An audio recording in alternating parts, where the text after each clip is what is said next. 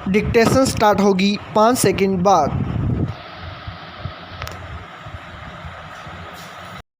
Yes, इससे बड़ी विडंबना क्या हो सकती है कि देश की शीर्ष अदालत ने एक कानून की जिस धारा को कई साल पहले निरस्त कर दिया हो, उसके तहत पुलिस लोगों को गिरफ्तार करती रहे और इसके जरिए बेवजह प्रताड़ित करने का सिलसिला जारी रखे।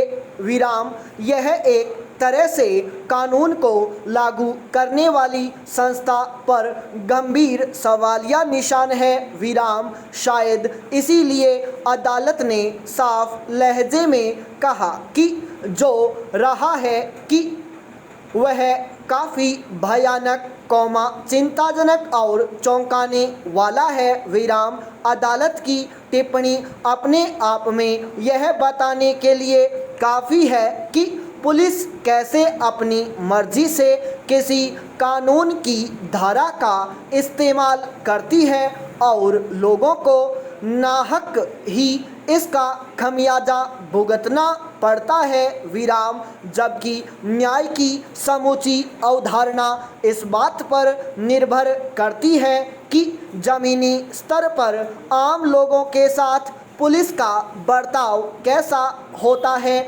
और कानूनों के अमल को लेकर वह कैसा रवैया अपनाती है। विराम, यह खुद पुलिस महकमे के लिए चिंता की बात होनी चाहिए कि जिस कानून पर सुप्रीम कोर्ट रोक लगा चुका है, उसका इस्तेमाल वह धड़ल्ले से करती रही और आज इस मसले पर वह कटघरे में खड़ी है। विराम, पैरा।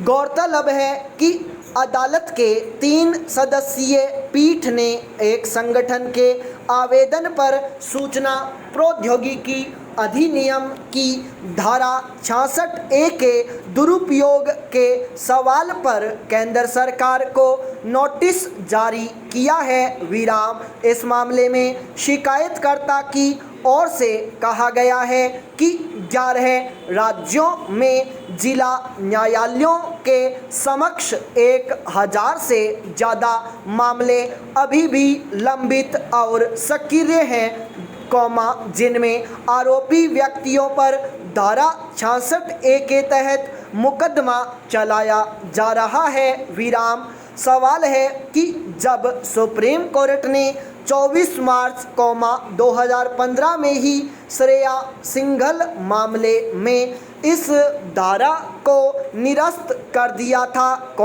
उसके बाद भी इसके तहत निचली अदालतों में मुकदमे किस आधार पर चल रहे हैं। विराम, जाहिर है, पुलिस अपने स्तर पर इस धारा के तहत प्राथमिकी दर्ज करती रही। विराम, हालांकि केंद्र सरकार की ओर से यह कहा गया कि सुप्रीम कोर्ट ने प्रावधान को रद्द कर दिया है और अभी यह धारा बेयर एक्ट में मौजूद है। विराम, यानी जब पुलिस अधिकारी को मामला दर्ज करना होता है तो वह नीचे लिखी टिप्पणी को देखे बिना सिर्फ धारा देखता है। विराम, किसी कानून के तहत कार्रवाई करने वाली पुलिस की इस लापरवाही के नतीजे के तौर पर अगर किसी को प्रताड़ित होना पड़ता है तो इसकी जवाबदेही किस पर आती है? पैरा। यह बेवजह नहीं है कि सुप्रीम कोर्ट ने इसे आश्चर्यजनक और भयानक माना है। विराम, यह जगजाहिर रहा है कि सूचना प्रौद्योगिकी अधिनियम की इस धारा का इस्तेमाल किस तरह अभिव्यक्ति की आज़ादी को बाधित करने के लिए किया गया। विराम, सोशल मीडिया या स्वतंत्र मंचों पर की गई टिप्पणियों को मनमाने तरीके से आपत्तिजनक की परिभाषा में डालकर लोगों को गिरफ्तार करना और प्रताड़ित करना एक चलन बनता जा रहा था। विराम इस कानून के तहत इंटरनेट पर आपत्तिजनक टिप्पणियां करने के आरोप में किसी व्यक्ति को 3 वर्ष तक की जेल की सजा हो सकती थी। विराम ऐसे लगातार मामलों के सामने आने के बाद सुप्रीम कोर्ट ने साफ कहा था कि धारा 66A पूरी तरह से अनुच्छेद 19A के तहत बोलने और अभिव्यक्ति की स्वतंत्रता का उल्लंघन है। विराम अदालत इस मसले पर सख्त लहजे में यहाँ तक कह चुकी है कि धारा 66A में गिरफ्तारी करने वाले अफसरों को जेल भेज देंगे। विराम मगर शीर्ष अदालत के सख्त रुख के बावजूद इस स्तर की लापरवाही यह बताती है कि कानूनी जटिलताओं की व्याख्या सरकार और पुलिस किस तरह अपनी सुविधा के मुताबिक करती है। विराम पैरा अफगानिस्तान फिर से गंभीर संकट में है। अमेरिकी फौज की वापसी के साथ ही तालिबान राज की वापसी होने लगी है। विराम तालिबान ने आक्रामक रुख अपनाते हुए मुल्क पर कब्जे की जंग छेड़ दी है। विराम दावा है कि देश के 421 जिलों में से 150 से अधिक जिलों पर इसका नियंत्रण हो चुका है। विराम जैसे जैसे तालिबान लड़ाके आगे बढ़ रहे हैं, अफगान सैनिक पहले ही हथियार डाल दे रहे हैं। विराम अफगान सेना के कई सैनिक तो जान बचाने के लिए पड़ोसी देश ताजिकिस्तान में भाग गए। विराम इससे सहज ही यह अंदाज़ा लग जाता है कि अफगान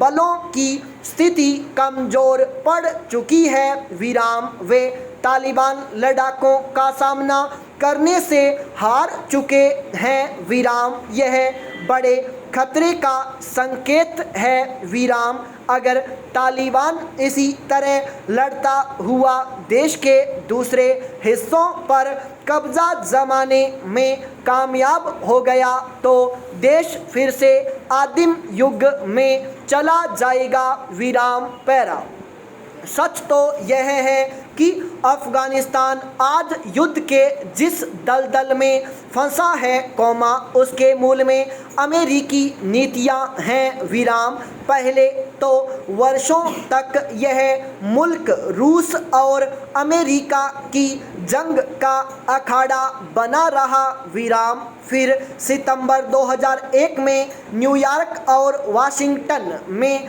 अल-कायदा के आतंकी हमलों के बाद अमेरिका ने तालिबान और अल-कायदा को मिटाने के लिए अफगानिस्तान में डेरा जमाया। विराम जबकि तालिबान और अल-कायदा को खड़ा करने में अमेरिका की ही भूमिका रही है। विराम अमेरिका यह भी समझ चुका है कि उसका जो हश्र वियतनाम और इराक में हुआ, वही अफगानिस्तान में हो रहा है। विराम इसलिए यहाँ से निकल लेने में ही भलाई है। विराम 2 दशक में अफगानिस्तान में हजारों की संख्या में अमेरिकी और नाटो सैनिक मारे गए। विराम अमेरिकी अर्थव्यवस्था पर भी इसका असर पड़ रहा था। विराम इसलिए अमेरिका अफगानिस्तान को अपने हाल पर